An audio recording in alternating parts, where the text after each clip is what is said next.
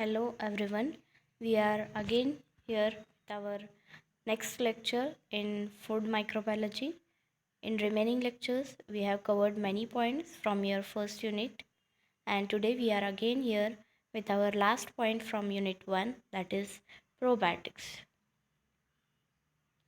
So probiotics, these are the live microbial feed supplements that have beneficial effect on the host by improving its intestinal microbial balance, or we can tell it as probiotics. These are the good microorganisms.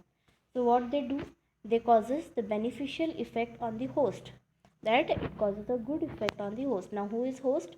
We are the host. And what does this microorganism do? They improve the intestinal microbial balance. Now the concept of probiotic was first given by the Russian Nobel Prize winner and the father of modern immunology, that is Eli Metchnikoff.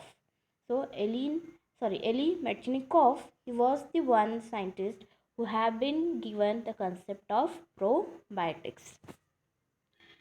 In further 1907, Metchnikoff proposed that acid-producing bacteria in fermented milk products could prevent fouling in the large intestine and, if consumed regularly, lead to a longer, healthier life. Now, what is the meaning here? So, Metchnikoff, he told that the acid-producing bacteria in fermented milk, it may be curd, it may be buttermilk. So, the microorganism which produces acid in such milk, they prevent the fouling in the large intestine. Now what is fouling here? Fouling means it prevents the accumulation of unwanted materials in the large intestine. So sometimes some large amount of unwanted material are not useful microorganism that come in your intestine. So such accumulation or other organism, they are prevented by the accumulation, by the utilization of the probiotics. In early 1930s in Japan, Minoru Shirota, he developed the fermented milk product called as Yakult. So the concept of probiotic was given by Metchnikoff, and first product, that is Yakult, was obtained by Shirota. Now, who is given the probiotics, or who really needs the probiotic? Each and every person can take the probiotic, but really in the need are the person with athlete's foot, jaw itch, vaginal yeast infection, and nail fungus.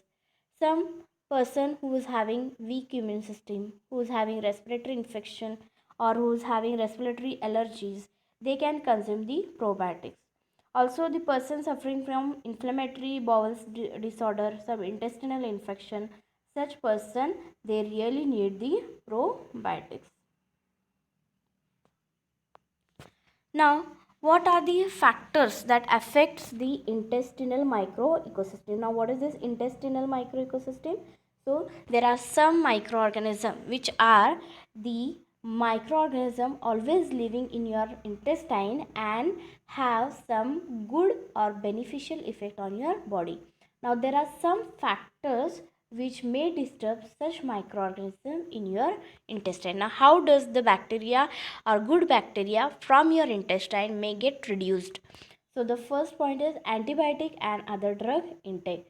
Now, due to consumption of some antibiotics, the normal flora of your intestine may get destroyed. The diet, if you are using low fiber diet or any highly processed food, then also these organisms are decreased. Some stress, some radiation and chemotherapy, or during the various chronic diseases. Next is why probiotics are important for the human health. So we have studied here what the factors, how does the factors are responsible for decreasing or affecting the micro ecosystem. Now here is the flow chart. Due to consumption of antibiotic, due to alcohol consumption, or due to stress, what happens? They destroy all those factors, they destroy the gut microflora, that is intestinal microflora, or emergence of antibiotic resistant strain, means due to continuous taking of antibiotic or some other purposes, the organism, they show resistance to the antibiotic, and because of these two factors, that is destroy in gut microflora and resistant strain, there is a problems in digestion, means food digestion is not proper, or problem in absorption of nutrients in the body, means whichever you take the food nutrients are not properly absorbed, because the organism which are required for the absorption of nutrient, they are destroyed by these factors. So as to decrease this condition, there is a need to utilize the or take the probiotics. What does this probiotics do? They again add the good microflora in your intestine and maintain all these problems. Now again we will see here, that is what are the advantages of probiotics. Now first advantages is that it produces the lactic acid. Now what happens due to lactic acid? Because of lactic acid, it lowers the pH of intestine and inhibits the bacterial villains such as Clostridium, Salmonella, Shigella, E. coli, etc. Means this lactic acid, they kill or inhibit the other organism. Okay. Decrease the production of variety of toxic metabolites. Some toxic metabolites are also decreased due to this probiotics. They absorb the minerals, especially the calcium. There is a production of beta D galactosidase enzyme. What does this enzyme do? It breaks the lactose and makes it easily to utilize. It produces some antimicrobial substances like acidophilin and bacteriocin.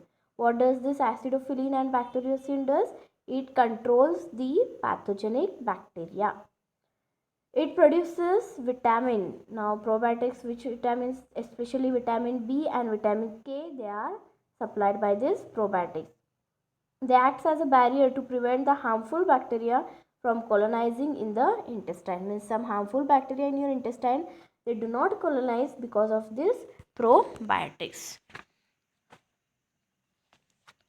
Now next is, what are the characteristics of effective probiotic?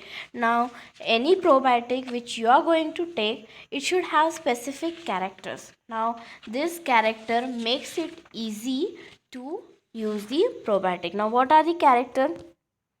The probiotic should be able to survive the passage through the digestive system. Means whichever probiotic you are taking, the organism present in that probiotic should survive in the digestive system. They should be able to attach to the intestinal epithelia and colonize. Means they should avoid the colonization of unwanted bacteria, and they should itself colonize in the epithelia of the intestine. They should be able to maintain good viability. They have to utilize the nutrient and substrate in the normal diet. Means due to antibiotics, some normal flora has killed. Now such flora, they do not utilize the substrate or the nutrient present in the normal diet. So such nutrient or such substance should be utilized by the probiotics. Now the most important is that it should be non-pathogenic and non-toxic. Now non-pathogenic and non-toxic, because these are the good bacteria and it should show the good effect. So it should be non-pathogenic and non-toxic. Stability of desired characteristic during processing, during storage and transportation is important. Now what is this point? The probiotics which are made in the industry, okay, during processing, it should maintain its character. That is, it should be stable during processing, during storage and during the transportation. It should be anti-inflammatory, anti-mutagenic, immunostimulatory. Means it should stimulate your immune system. It should do not cause any, it should avoid the mutation in your body, and it should be anti-inflammatory.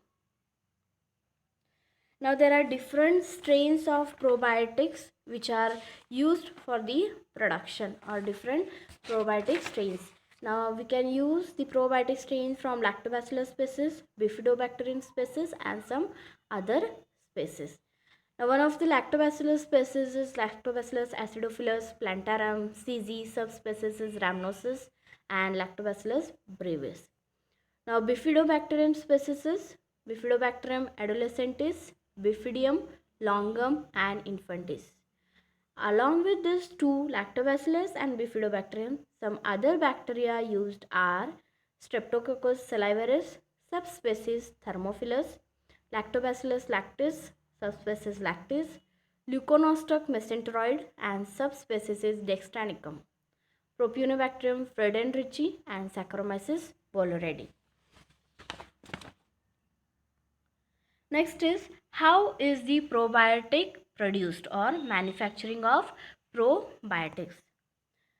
Now the production is under the GMP, that is good manufacturing process, and the good manufacturing process involves the following steps. They are fermentation, filtration, freeze drying, grinding, blending, and then packaging. We will study all this point in further. Now first process is the fermentation. Now you know this, what do you mean by fermentation? Okay, so the first requirement is of culture media. Now the culture media with suitable growth factors like energy source, sugar, proteins, minerals, whichever is necessary for the growth of organism is taken. Now probiotic strain which you are going to add in the culture media is kept at the temperature of minus 80 degree Celsius. Now why it is kept at minus 80 degrees Celsius? This is done so as to prevent any mutation which is possible and to maintain the stability of the mother culture. Now the strain, it is inoculated into culture media and incubated at a specific condition which is required for the growth of organism. Okay, so next process is after fermentation, that is filtration. Now once the targeted concentration, that is large number of organism, it is obtained by fermentation, then it is again concentrated by ultrafiltration. Now why ultrafiltration is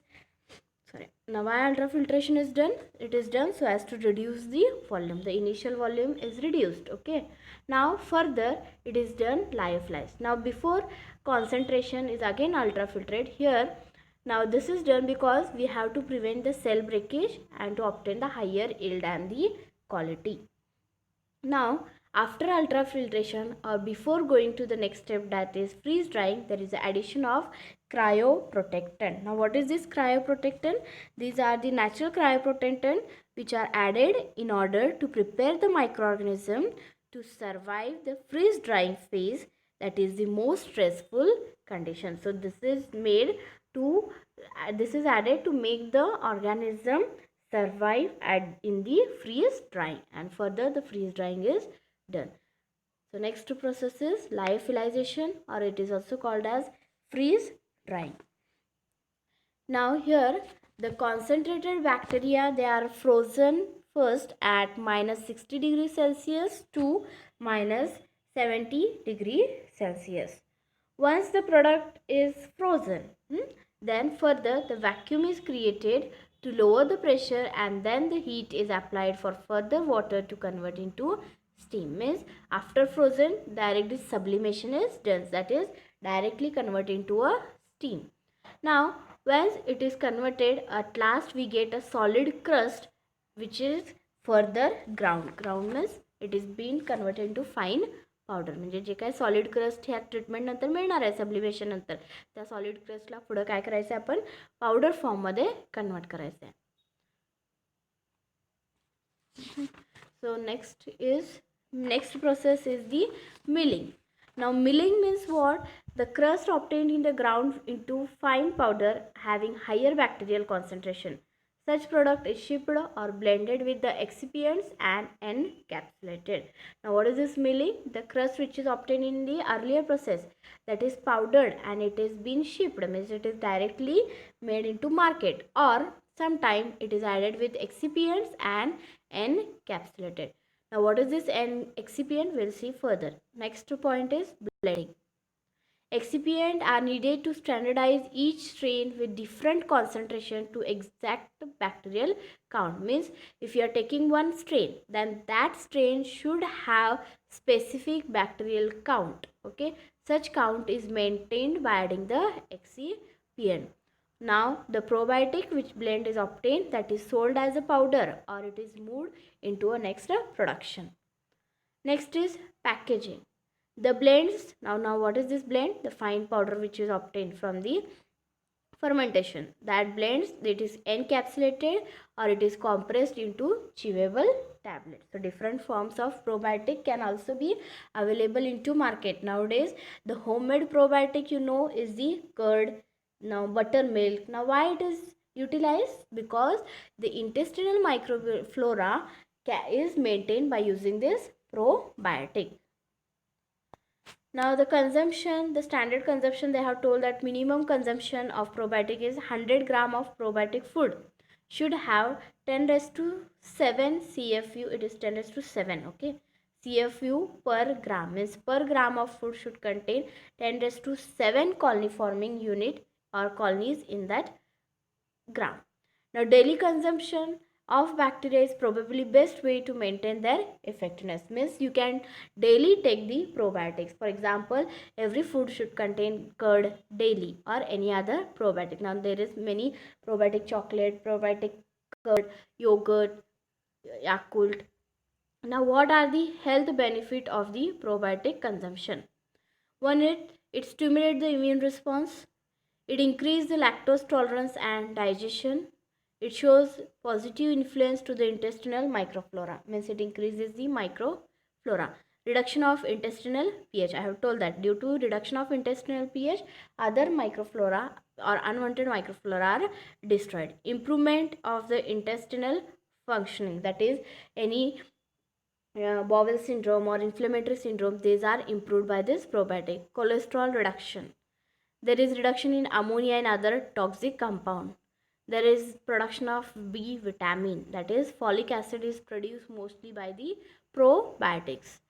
Some restoration of normal intestinal microflora means the normal microflora which is present in the body which are destroyed due to antibiotic stress or any other diet, that is again restored or again added into your intestine. Now treatment and prevention of acute diarrhea and by rotavirus. So these are the health benefit 1, 2, 3, 4 and many more. I have been enlarged and shown to you. So next last point, what are the applications of probiotic? Now where is this probiotic present? Now there is probiotic used in yogurt, probiotic juices are available, probiotic chocolates are available, Yakult, that is dairy drink which we have seen in the ads, kefir. Now kefir is also one type of buttermilk, okay. So that is fermented milk. So this was our last lecture of unit 1 and last concept of unit 1, that is probiotic. Whatever we have seen definition, we have seen history, we have seen factor affecting the probiotic, what are the characteristics of probiotic, health benefits, its manufacturing and its application. So with this point we have completed our first unit of food microbiology, food and industrial microbiology. Thank you.